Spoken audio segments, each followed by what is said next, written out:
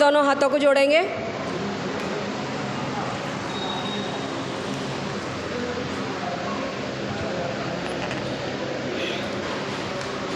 ओम नमः सिद्धेभ्यः।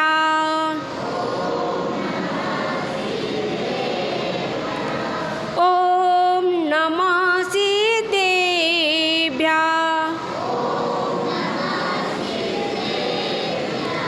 ओम नमः सिद्धेभ्यः। बोले अनंत सिद्ध परमेष्ठी भगवान की, बोले शांतिनाथ भगवान की, बोले कलिकुंडन से चिंतामणि पाशनाथ भगवान की, बोले आचार्य आदि महाई विमल सन्मति कुंत सागर जी गुरुदेव की, बोले परम पूज्य प्रथम गण्य आरकर विजयमती माता जी की, बोले पट्ट गण्य आरकर श्री विमल प्रभु माता जी की, बोले उत्तम संयम धर्म की, बोले 10 लाक्षण महापर्व की।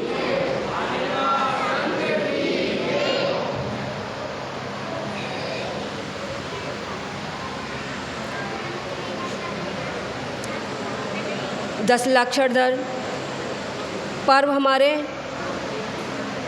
प्रतिदिन बढ़ते जा रहे हैं और एक एक दिन कम होता जा रहा है। आज हम कौन सी सीढ़ी पर हैं? सातवीं छठवीं है ना। हम तो तुमको जल्दी जल्दी तुम्हारे उपासों को देखकर जल्दी जल्दी आगे बढ़ा दे रहे हैं, है ना। तो उत्तम संयम दिन, उत्तम संयम यानी कि आत्मा के समीप होना, आत्मा के समीप ही जाना, ये क्या है? उत्तम संयम। आत्मा के जब समीप आ जाएंगे, पास में जब आ जाएंगे, तो हमको बाहर का कुछ भी नहीं दिखेगा। बाहर का संसार अपन को कैसा लगेगा? पीछे से बताइए। मेरा सब पे निगाह है, चश्मा लगाई हूँ, है ना। अपन जब आत्मा की तरफ देखेंगे तो हमारा क्या होगा? ध्यान कहाँ नहीं जाएगा? संसार की तरफ। और संसार कैसा है? विष बेल है। विष बेल है कि नहीं? एक बार जब कदम हमने आगे बढ़ाया कीचड़ में, तो दूसरा कदम क्या होगा? क्या होएगा? अपने आप बढ़ जाएगा ना। दूसरे कदम को हमको उठाने की ज़रूरत नहीं पड़ेगी। एक कदम आगे बढ़ाया तो दूसरा कदम अपने आप उठता है। इसी प्रकार संसार की अवस्था है। अगर जिसने संयम को धारण कर लिया और वह मुक्ति पद पे आगे के लिए बढ़ता है, तो समझ लो उसका भव, संसार भव निकट नहीं है।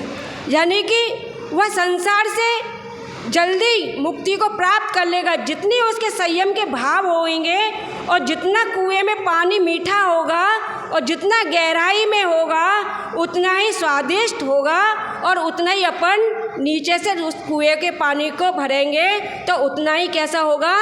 शीतल होगा। शीतल होगा कि नहीं होगा? जितना नीचे से ठंडा पानी आएगा उतना ही कैसे होगा? वह शीतल होगा। इसी तरह से संयम।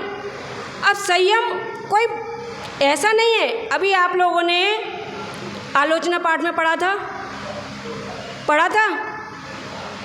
आपके पंचसूना का आया था। श्रावकों के कितने सूना होते हैं? 5 सूना, है ना। तो पंचसूना का आपने अभी वर्णन सुना था। नदियन बीच चीरे धुवाए, कोसन के जीव माराए। यानी कि हमने क्या किया? प्रतिदिन, अब तो नदियन बीच नहीं धुलाते, अब मसीनों बीच चीरे धुलाए, कोसन के जीव माराए। अब काहे के लिए झूठ बोलो, है ना। अब तो पहले तो नदियों के बीच चीर धुलते थे, अब तो क्या होते हैं? मशीनों में धुलते हैं। अब उस पानी में क्या हो? अब उस पानी को हम बार बार, पहले तो बाल्टी में भी धोते थे, अब तो बाल्टी में भी ज़रूरत नहीं है, उसी में ड्रायर कर लेते हैं। और ड्रायर कर लेते हैं, क्या करते हैं? उसी में पाइप लगा देते हैं और पाइप लगा देते हैं और उसी पानी में सरफ निकाल लेते हैं। और निकले चाहे ना निकले, लेकिन गंदगी रह गई। वही गंदगी हमारे अंतरंग में रह गई है। पहले हम नदियों में जब वस्त्रों को धोते थे तो नदी में पानी कितना होता था, अथाह होता था, तो उस पानी में हमारे वस्त्र कैसे स्वच्छ धुलते थे। अब मशीनों में धुलाते हैं तो क्या होता है, वो मशीनों जैसे हो जाते हैं। ऐसे ही हमारे परिणाम हो गए हैं। पहले हम साधु संतों के बीच में बैठते थे कि नहीं बैठते थे? पहले साधु संतों के बीच में बैठते थे तो हमारे परिणामों की धुलाई उतनी ही हो जाती थी, उतनी हो जाती जैसे कि नदियन भी चीर धुलाई। इसी तरह से हमारे परिणामों की इतने शुद्ध हो जाते थे, इतने विशुद्ध हो जाते थे कि कोई भी साधु आता था तो नगर में क्या हो जाता था, शोर मच जाता था कि हमको क्या करना है, जाना है। और उसमें ऐसे रंग जाते थे, ऐसे पच जाते थे कि हमको खाने पीने का होश भी नहीं रहता था। हमको आहार देना है, हमको विहार करना है, हमको चलना है, हमको माता जी के पास बैठना है, हमको महाराज जी के पास बैठना है। आपके श्रावक के कितने कर्तव्य हैं? 6 कर्तव्य हैं। उसमें आता है गुरु उपासना। गुरु उपासना, तो गुरु उपासना का अर्थ क्या है? गुरु उपासना का अर्थ क्या है? कि गुरु की भैया वृत्ति करो, हाथ पैर दबाओ। गुरु उपासना का मतलब ये नहीं है कि तुम गुरु के हाथ पैर दबाओ। अब गुरु तुम्हारा स्वस्थ है और तुम दबा रहे हो हाथ पैर, है ना? अब गुरु तुम्हारे सामायिक पे बैठे हैं और तुम क्या, मैं भैया वृत्ति कैसे करूं? क्योंकि मैं तो गुरु के पास आया हूं ना, और मुझे भैया वृत्ति करनी है, और नहीं करूंगा भैया वृत्ति तो मेरी क्रिया में कमी आ जाएगी। अरे नहीं, गुरु के पास सामायिक में स्वाध्याय में जब गुरु बैठे हैं तुम उनके पास बैठो। स्वाध्याय कर रहे हैं साधु तो क्या करो, उनके पास जाके उनकी देशना को सुनो, स्वाध्याय सुनो। और जब साधु ध्यान में बैठे हैं उनकी ध्यान साधना को देखो, है वही सबसे बड़ा उपदेश है। और पता नहीं कौन से क्षण, कौन से समय आपके जीवन में परिवर्तन आ जाए और गुरु की ऊर्जा आपसे टकरा जाए और आपका परिवर्तन हो जाए। संयम कितने प्रकार के होते हैं? 2। देखो इनको याद आ गया, मेरे को भैया वृत्ति करनी है जो चली, है ना? तो संयम कितने प्रकार के होते हैं? 2 प्रकार के, इंद्रिय संयम और प्राणी संयम। अब इंद्रिय संयम में क्या करना है अपन को? अपनी इंद्रियों पे कंट्रोल। कैसे कंट्रोल करना है? कि मेरे को मंदिर में दर्शन करना है। जब मेरे को मंदिर में दर्शन करना है तो मेरे को कहीं इधर उधर नहीं देखना। क्यों नहीं देखना?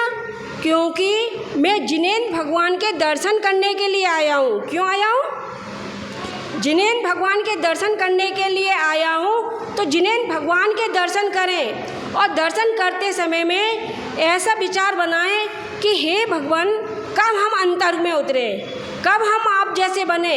आप तो हाथ पे हाथ रखे हुए बैठे हो, आपको तो कुछ काम नहीं है, हमको संसार के इतने काम हैं, हम कब इससे फ्री हो। लेकिन ऐसा तो है नहीं है। आजकल मानव ने क्या किया है? मानव ने जीवन में भोगों को चाह लिया है। मानव ने जीवन में भोगों को चाह लिया है। काजू की खीर में हींग का बघार लगा दिया है। काजू की खीर में हींग का बघार लगा दिया है। न डाली संयम की शक्कर काजू की खीर में, न डाली संयम की शक्कर काजू की खीर में, इसीलिए भटक रहा है 84 की भीड़ में, है ना? अब आपने बनाई तो खीर काहे की? बहुत मेवे डाले थे, काजू की खीर बनाई थी, है ना? और उसमें बादाम भी डाले थे, दूध भी डाला था और सब कुछ डाला था, लेकिन शक्कर कैसी डाली? डालना भूल गए। अपन ने संयम किया, जब तो सही है, अपन ने व्रत किया, उपास किए, 10 लाक्षर पर्व का हम कब से इंतजार देख रहे थे। देख रहे थे कि नहीं देख रहे थे कि 10 लाक्षर पर्व आएंगे, 10 लाक्षर पर्व आएंगे और हम क्या करेंगे? साधना करेंगे, कुछ ना कुछ करेंगे। लेकिन उसमें अपन ने संयम को धारण नहीं किया। अब संयम ऐसा मत सोचना कि दीक्षा ले लो जब ही संयम है ना, कि माता जी बन जाओ जब ही संयम है, या मैं 4 घंटे के लिए बैठ जाऊँ जब ही संयम है। अपनी इंद्रियों पे कंट्रोल कर लो, अपनी इंद्रियों पे कंट्रोल कर लो कि मेरे को आज बोलना नहीं इतना ही कह दो कि आज मेरे को कसाई नहीं करानी किसी को, आज मेरे को किसी से गुस्सा नहीं करना, है ना, आज मेरे को इधर उधर फिजूल की बातें नहीं करना। ये भी संयम है। इंद्रियां कितनी अपनी? 5 इंद्रियां। संयम के मैंने बताए थे कितने प्रकार के संयम होते हैं? 2 प्रकार के, इंद्रिय संयम और प्राणी संयम।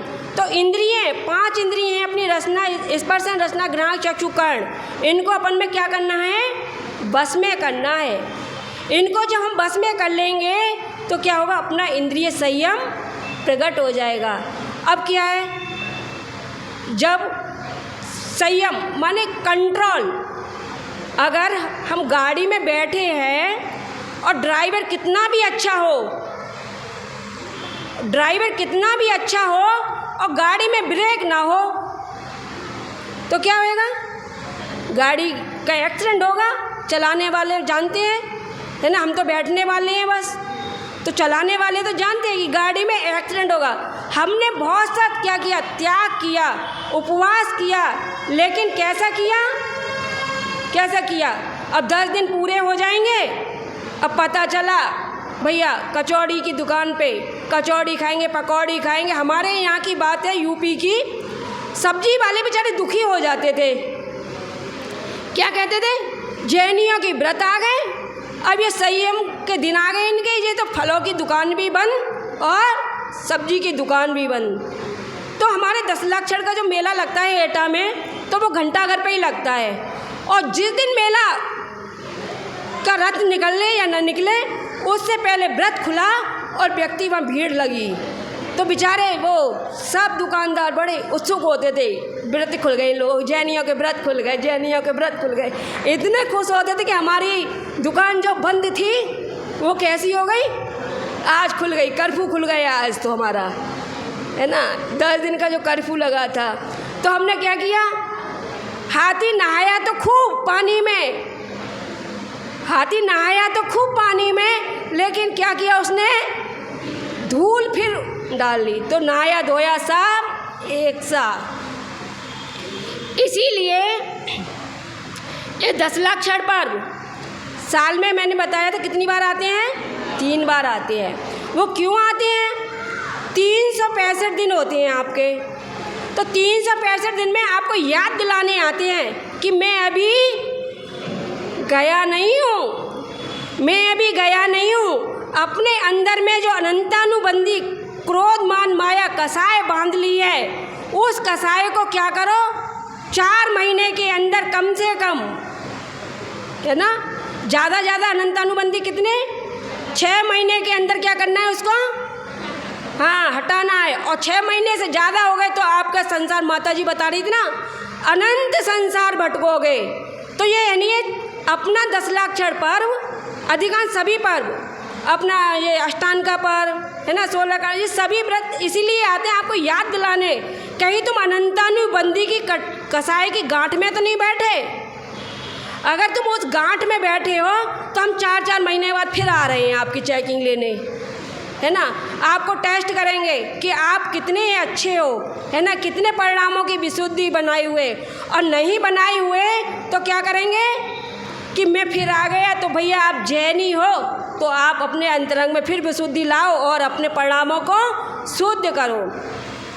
अब मर्यादा जब हट जाती है किसी भी चीज़ की, है ना, जैसे नदी में पानी आया, नदी में पानी भर गया और पुल टूट गया, तो क्या होएगा? बाढ़ आ जाएगी। जिस प्रकार अपन ने देखा, अपन ने रामायण सुनी है, रामायण में क्या हुआ था? सीता जी जब वन में थी, सीता जी जब वन में थी तो उनको लक्ष्मण जी ने क्या बोला? रेखा खींची थी, है ना, रेखा खींची कि इस रेखा से आप बाहर नहीं जाना। तो अपने धर्म में ऐसा नहीं बताते, अन्य धर्म के अनुसार कहते कि रेखा खींची, तो अपने में तो रेखा नहीं खींची। उन्होंने कहा कि भाभी इस मर्यादा में रहना, इससे बाहर नहीं जाना। क्या नहीं करना? कि भाभी तुम इस मर्यादा में रहना, इससे बाहर नहीं जाना, अपनी कुटिया के अंदर रहना। तो सीता ने क्या किया? वो सोने का हिरण सोने का हिरण भी नहीं अपने में आता। अपने में तो यानी कि एक जिज्ञासा, और वो मर्यादा के बाहर हुई और वो हर के रावण ले गया। इसी प्रकार अपनी मर्यादा छूटी तो क्या हुआ, सब गया।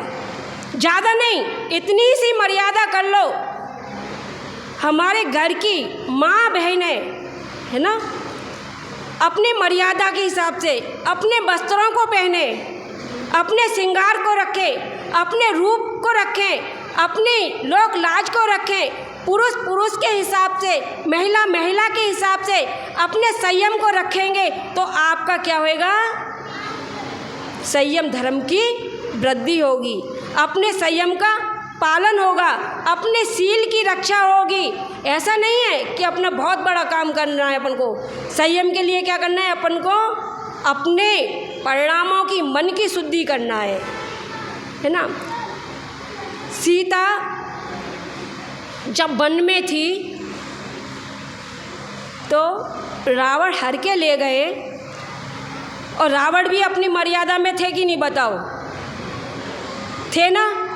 कहने को तो बहुत कुछ रावण के बारे में कह देते हैं, लेकिन रावण जैसा कोई विद्वान नहीं, रावण जैसा कोई पंडित नहीं, रावण जैसा कोई भक्त नहीं, और रावण जैसा कोई त्यागी नहीं। लेकिन जब रावण सीता को हर के ले गया, उनका नियम था कि मैं पर स्त्री पे हाथ नहीं लगाऊंगा। मंदोदरी ने भी सीता को क्या कहा कि अगर आप रावण की पत्नी बन जाती हो तो आपको ये लंका का वैभव सारा मिल जाएगा, है ना। आप इस वैभव को प्राप्त करो, मेरे गद्दी आपको मिल जाएगी, आप हमसे भी ऊंचे हो जाओगे। लेकिन सीता ने अपनी मर्यादा को नहीं छोड़ा, और रावण ने भी सीता को हाथ नहीं लगाया। क्यों? एक नियम में बंधे थे, एक नियम, एक मर्यादा। मर्यादा ऐसी होती है कि व्यक्ति जब भटक रहा हो ना और मर्यादा में हो तो वह अपनी लाइन में आ जाता है। अपनी अपन कहते हित मित प्रिय वचन बोलो। कैसे वचन बोलो? हित मित प्रिय वचन। हित यानी अब अपन कहो कि मौन रख लो, मौन रख लो, नहीं तो मौन रखो तो रखो, बहुत अच्छी बात है। लेकिन मौन नहीं रख पाए तो अपन क्या करो, हितकारी वचन बोलो। कैसे वचन बोलो? हितकारी वचन बोलो। मित यानी कि मर्यादा में बोलो, और प्रिय, हित मित और प्रिय ऐसा बोलो कि सामने वाले को अच्छा लगे, है ना। अपन बोल भी जा रहे हैं, बोले ही जा रहे हैं, बोले ही जा रहे हैं, अब कोई हमारी सुन रहा है या नहीं सुन रहा है, और सुन भी रहा है तो अपन ने मर्यादा के बाहर बोला तो क्या हुई, लड़ाई हो गई, है ना। बात बात में अपन दो भाई बैठे या दो व्यक्ति बैठे, और व्यक्ति बैठ रहे हैं, अच्छे से बोलेंगे और अपन को नहीं है अच्छा लगता है, हाँ इनके पास बैठे बहुत अच्छा लगा, है ना, कुछ शिक्षा मिली हमको, है ना, कुछ ज्ञान प्राप्त हुआ हमको। और जब भी हमारी मर्यादा हटी और बोलते बोलते हम इतना बोल गए कि पता चले कि पुरानी बात जो लड़ाई झगड़े वाली थी उस बात को लेकर आ गए, या किसी और बात को लेकर आ गए, मंदिर की कोई पुरानी बात हो या घर की कोई बात हो, कोई रिश्तेदारी की बात हो, उसको लेकर आ गए तो सब रंग में भंग हो गया। जैसे कि काजू की खीर में हींग डाल दी, है ना। तो काजू की खीर में हींग डालना है क्या? नहीं डालना। अपन को अरे अपने द्वार संग जिनवाड़ी माँ कितनी बड़ी है, जिसके 6 महीने तक होली जलाई गई थी, है ना। वो जिनवाड़ी माँ हमारी इतनी उपकारी है कि हम उसका एक एक श्लोक, एक एक मंत्र अगर उसको पढ़ते हैं तो हमारे अंतरंग में तो अपने आप ही शुद्धि हो जाएगी। कोई हमसे कहे या गुरु के पास जाके बोले कि माता जी हम स्वाध्याय नहीं कर पाते तो क्या करें? कोई बात नहीं, स्वाध्याय मत करो, पूजा कर सकती हो। हाँ पूजा तो करते हैं, हम पूजा तो करते हैं, लेकिन उस पूजा में क्या करते हो? स्वाहा, यहाँ का वहाँ, इधर का उधर। अच्छा, तूने कौन सी पूजा की आज? अच्छा, आज तेरा कौन सा व्रत है? अच्छा, आज ये वाला दिन है? अच्छा, मैं आज बच्चों को छोड़ के आई स्कूल। अच्छा, अब तेरे बच्चों को पेपर आने वाले हैं, तैयारी चल रही होगी। अच्छा, अब इन्हें एक अर्घ चढ़ा दिया, स्वाहा। अब मैं आज मेरे को 2 पूजन करनी है ना, अभी 2 पूजन करके जाना है। अरे अपन को 2 पूजा करो मत करो, अपन बिना पाठ ही पढ़ लो, बस कुछ मत करो, बिना पाठ ही पढ़ लो। बिना पाठ में ऐसा सार भरा पड़ा है कि आपका स्वाध्याय अपने आप ही हो जाएगा। अभी आलोचना पाठ अपन पढ़ रहे थे। आलोचना पाठ आप एक एक लाइन को पढ़ो और एक एक लाइन का सार पढ़ो और उसमें ही अंदर चले जाओ, आपका स्वाध्याय अपने आप हो जाएगा, है ना? हो जाएगा कि नहीं हो जाएगा? अब इस तरह से ये मत सोचो हमने स्वाध्याय नहीं किया। अपन बस एकता में जुड़ के रहो, मिल के रहो। हम तो नवयुवक साधु हैं, सच बताए, है ना? हम नवयुवक साधु हैं और हम यही सोचते हैं कि आगे चल के ये नवयुवक हमारे, आप कुछ भी कर रहे हो, आप जानो, पंथ जानो, संत जानो, ये कुछ भी जानो, लेकिन हम नवयुवक साधु हैं और नए लोग हैं हमारे जो आने वाले हैं। हम इससे डर ना जाएं कहीं, हम डर नहीं जाएं। क्यों नहीं डर जाएं? क्योंकि हमारे छोटे छोटे बच्चे हैं, आगे चल के माल में क्या कहेंगे, हम मंदिर जाएं कि नहीं, ये महाराज जी ऐसा बोलती है, ये माता जी ऐसा बोलती है, हम क्या करेंगे जाके, हम किसकी माने? हमारे ऊपर तो पढ़ाई का पहले ही से बोझ है। पढ़ाई का बोझ है कि नहीं? सबसे ज़्यादा पढ़ाई का बोझ बच्चों का। और जितने माता पिता अपने समय में नहीं पढ़े, उतना अब पढ़ रहे हैं। पढ़ रहे हैं कि नहीं पढ़ रहे, बताओ, है ना? अब पढ़ रहे हैं। जो फर्स्ट क्लास में नहीं पढ़े, सेकंड क्लास में नहीं पढ़े, थर्ड क्लास में नहीं पढ़े, अब बच्चों की पढ़ाई करके पढ़े जा रहे हैं। अब पढ़ाई करके पढ़े जा रहे हैं। अब उनसे आप कहो, नगर में साधु आए हुए हैं, कुछ आया करो भैया स्वाध्याय करने के लिए। माता जी टाइम नहीं है। क्यों नहीं है? मेरे बच्चे के पेपर हैं, तैयारी करानी है। बच्चा कौन से क्लास में पढ़ता है तुम्हारे? माता जी फर्स्ट सेकंड क्लास में। अरे भैया, तुमको फर्स्ट सेकंड के क्लास के बच्चों की इतनी टेंशन? हम तो 10वीं 12वीं पास करके, हमारी माता पिता को यही नहीं पता हम कौन से क्लास में, है ना? वो बेचारे अनपढ़ ही बने रहे और अनपढ़ बने रहे। और अभिषेक में जाना है रोज़ सुबह, मंदिर खुले उससे पहले ही पहुंच जाना है, स्वाध्याय में जाना ही है ज़रूर। हमारी दादी हमको लेके जाती थी, हम ऐसे छोटे से थे, मन होता था नहीं होता था हमारा जाने का, लेकिन हमको उंगली पकड़ के लेके जाती कि चलो भैया। तो हम क्या कहते थे, पता नहीं वहाँ क्या पढ़ेंगी इनकी। पहले तो ऐसी एक व्यक्ति होता जिनवाड़ी माँ को चौकी पे रख के पढ़ता था, और हम क्या कहते थे, समझ में कुछ आता नहीं था, हम तो वहीं सो जाते थे उनकी गोदी में ही। अब गोदी में सो जाते थे, स्वाध्याय पूरा हुआ, हमारी दादी ने उठाया, हमको लेके आगे चल दिए। और वो स्वाध्याय, सच बताएं, वही परमाणु हो सकते हैं हम आज इस गद्दी पे बैठे हैं। वही परमाणु, हमने तो कभी सोचा ही नहीं था। हमारा अगर जीवन सोचोगे तुम, हमारा जीवन बहुत मस्त में था, हम संयम में नहीं थे, हमारी भी गाड़ी बिना ब्रेक की थी। लेकिन एक एक कहानी सुनोगे, मैं अभी तुम्हारा टाइम होगा, लेकिन मैं बस एक बात बताती हूँ, एक बार की बात, बस एक पहला कदम बताती हूँ आपका। घर में ही थी, मेरे को नगर में महाराज जी आए हुए थे, और ऐसे महाराज जी आए हुए थे। अपन तो शौकी थे आलू के। हम बता रहे हैं ना कि हमारी माता पिता कहते थे, हमारी माँ बहुत धर्मात्मा थी, अष्टमी चौदस को आलू नहीं बनाती थी, और हमने कहा कि आलू नहीं बनेंगे अष्टमी चौदस को, तो नौमी और पूर्णमासी को तो बनेंगे, नहीं बनते तो अपन हल्ला करते थे।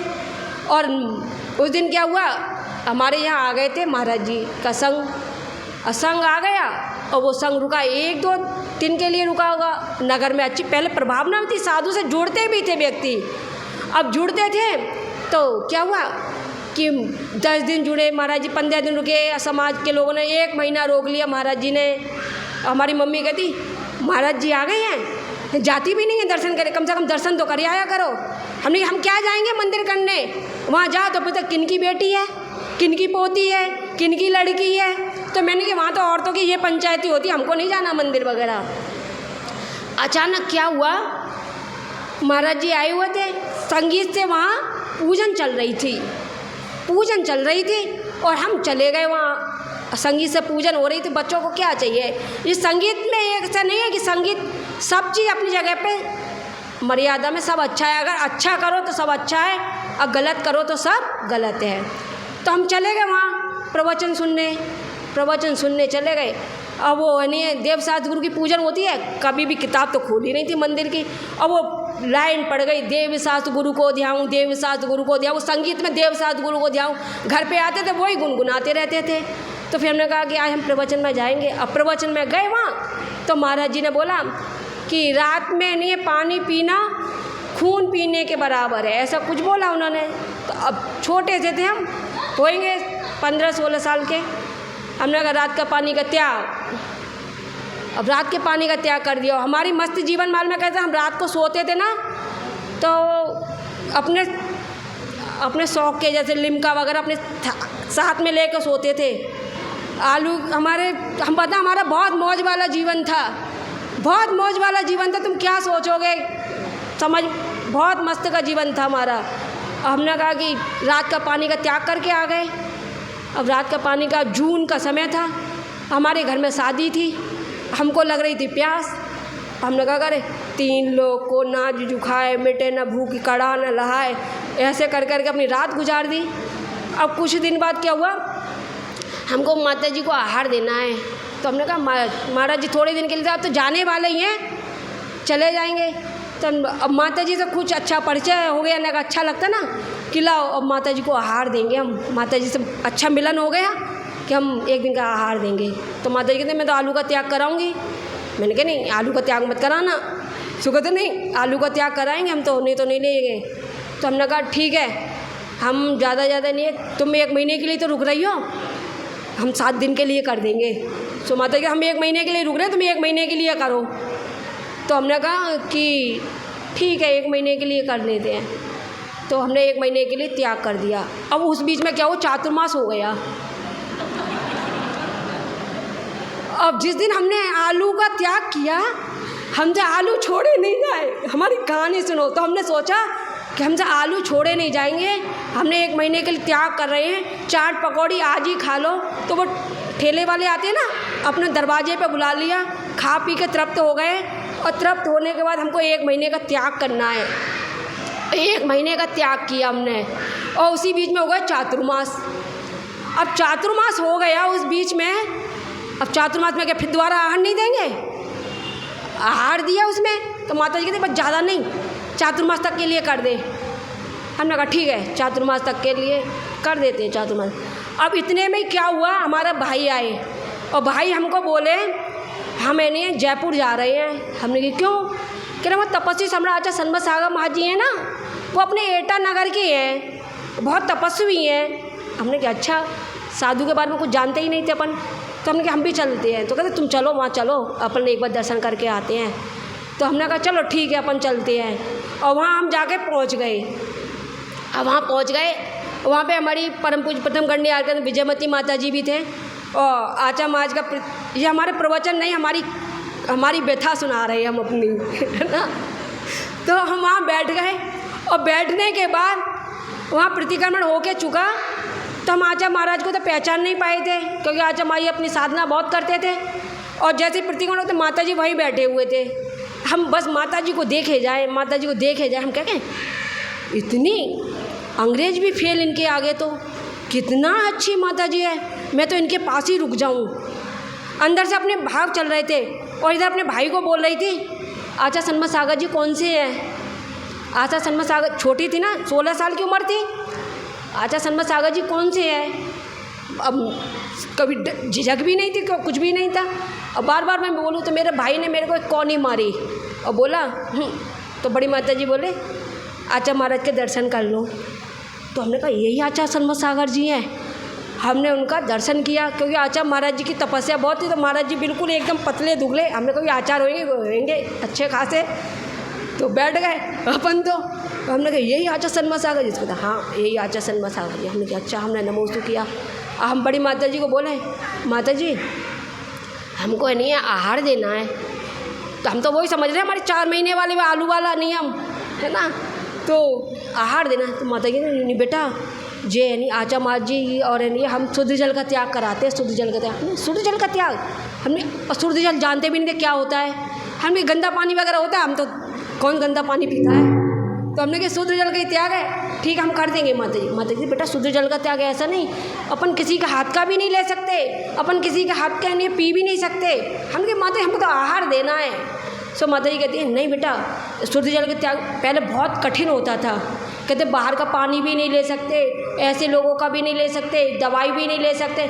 मैंने कहा बस हमको आहार देना है। अब वो ये सोचो तपस्वी सम्राट आचार्य सन्मत सागर और परम पूज्य प्रथम गणनीय का विजयमती माता जी की जो बरगड़ा थी, वही बरगड़ा समझ लो कि आज अपन को इस लाइन में लेके आ गई। और उसी समय माता जी ने बहुत समझाया हमको, और हमने यानी सुबह दूसरे दिन क्या किया, शुद्ध जल का त्याग कर दिया। और शुद्ध जल का त्याग कर दिया। आए कितने दिन के लिए थे हम, 1 दिन के लिए, और 1.25 महीने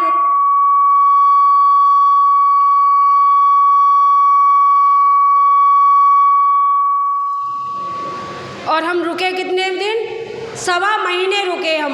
और हमारे घर में ऐसी खलबली मच गई कि पता नहीं क्या होगा, ये दीक्षा ले लेगी, ये दीक्षा ले लेगी।